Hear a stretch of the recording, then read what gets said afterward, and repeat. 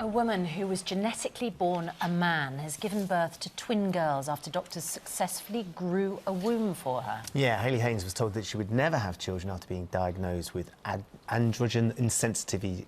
Shall I try that again? Androgen insensitivity syndrome. Doctors said that she'd been born without reproductive organs.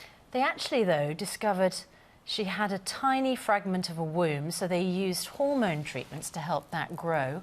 And 9 years later, Hayley and her husband used IVF, and now they have two bouncing baby girls. Sensational. Hayley and her husband Sam joined us this morning from their home, and with the girls there as well. Good morning to you. Hi there. Good morning. Hayley, I'd imagine that every single moment you look at those twins, you look at them and consider them to be a miracle. I do. They are so special. And I think the journey that we've had over the last few years have just made them even more so. Yeah, when you go through all that, you take absolutely nothing for granted. You suddenly forgive all the nappy changes and everything. In fact, we're the only parents with a smile on our face when we're cleaning up nappies. That's brilliant. Hayley, just tell us about this androgen insensitivity syndrome. When did you know you had it? What did the doctors say about your prospects of becoming a mother? Well, that was when I was 19. I was told that I had the condition where genetically I have XY chromosomes, so they're the genetic makeup of a man. But physically, I grew as a woman because the Y chromosome was faulty. So, as I said, I grew as a woman. I am a woman, but I just didn't have the reproductive organs apart from the small womb. At the time, I didn't know it was there, so I was told I couldn't have children.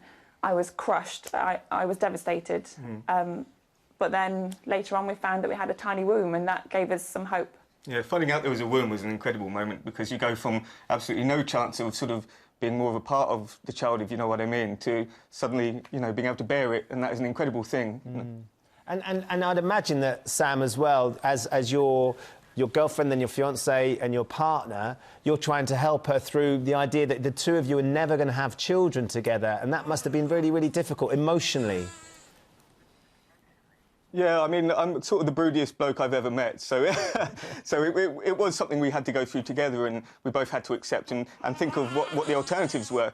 I mean, the truth is it's quite an expensive procedure, and we didn't get any funding from the NHS, so the reality was, you know, we had to consider what surrogacy was like, and adoption. We had to think about all these things, because the chances were it wasn't going to work our first time, and so it's just miraculous that on our first go, given the conditions, given the fact that years ago she wasn't even thought to have a womb, that we've suddenly got these two amazing little creatures. We made two humans. And it's absolutely lovely to see.